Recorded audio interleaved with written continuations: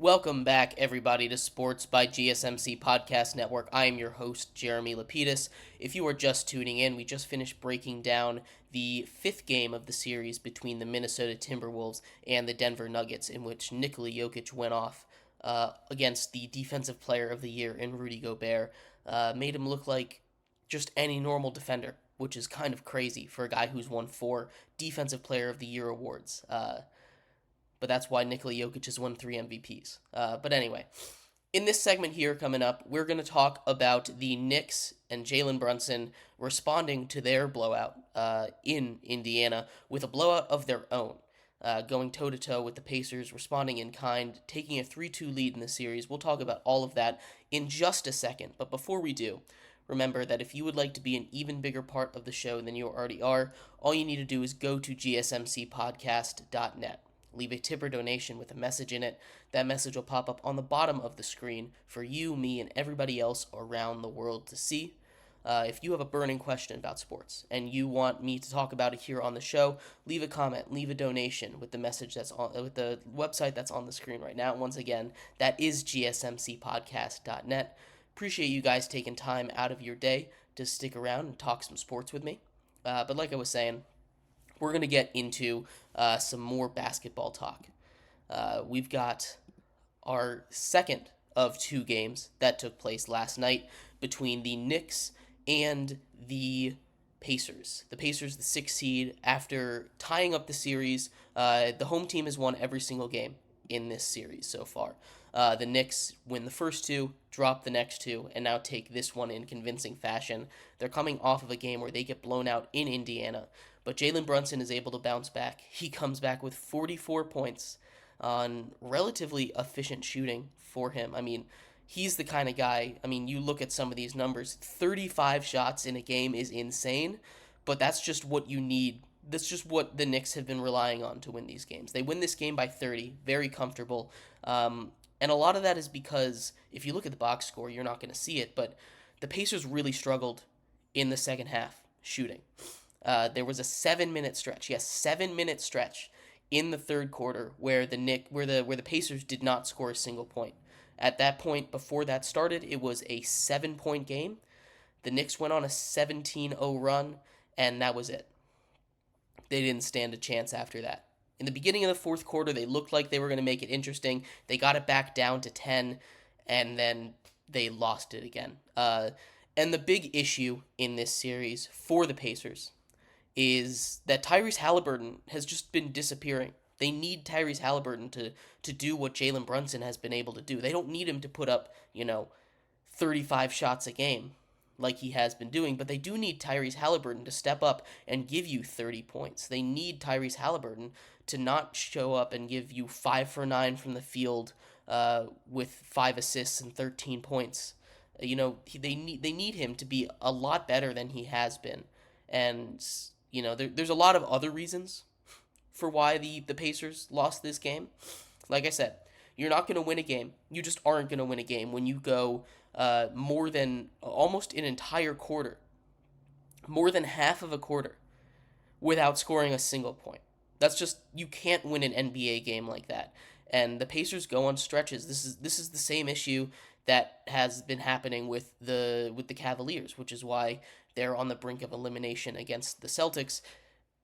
Their offense just disappears. And that is kind of inexcusable. It's getting to the point where, hey, you're in the second round of the playoffs. You are in the conference semifinals against the 2 seed, a 2 seed that you have shown you can beat, and you have shown you can beat handily. But you just aren't making the shots. You aren't playing the same way away from home. And the Pacers have not been a good road team. I think that's one of the bigger stories. They're 21-20 away from home in the regular season. They're 21-20 away from home. When you get back to Indiana, they're 26-15. They're much better on home court. The Knicks also are much better on home court. Home court advantage is a huge thing in the NBA, especially Madison Square Garden. But the Knicks play better on the road than the Pacers play on the road, and we've seen that. We've seen them disappear. is the kind of game that's kind of inexcusable. It's almost a mirror image from the last game, from game 4, where the score was 121 to 89 as opposed to 121 to 91. So we're taking a look at two teams that these have the ability these nights to kind of just disappear. They have they've shown that sometimes they're just not there. And for the Knicks, it's just whether or not Jalen Brunson can show up. And it's been one of the more impressive playoff runs out of a single player that I've seen in a very long time. He's on pace to break the Knicks singles playoff run record for 40-point games. He has 6 of them already in the playoffs. They've played 11 games. He gets 40 points in half of the games that they've played. That is insane. 40 points 50% of the time. That's not supposed to happen. And Jalen Brunson has been on a whole nother level. He's been carrying this team. Josh Hart has been a huge part. His energy on the board, his ability to chase down these balls, these loose balls, and make a play happen. Isaiah Hartenstein set a Knicks playoff record for offensive rebounds. He had 12 last night. Everything went good for the Knicks, and just about everything went wrong for the Pacers. If the Pacers want to win this series, if they want to show that they deserve to be here, which I think they do, they've shown it that they deserve. They have the tough shot making ability. They have the players that can step up in the clutch. I mean, you don't have to look much further than Game 3 when they hit that insane turnaround jumper to win the game, as the shot clock was expiring. It's just everybody in the world versus Jalen Brunson right now, and Jalen Brunson is on a heater. If he continues this heater every game that he plays like this, the Knicks are going to win. Point blank period. This is how they make their run. If they were healthier, this team would be scary, but they are extremely injured, and they just don't have the juice outside of Jalen Brunson.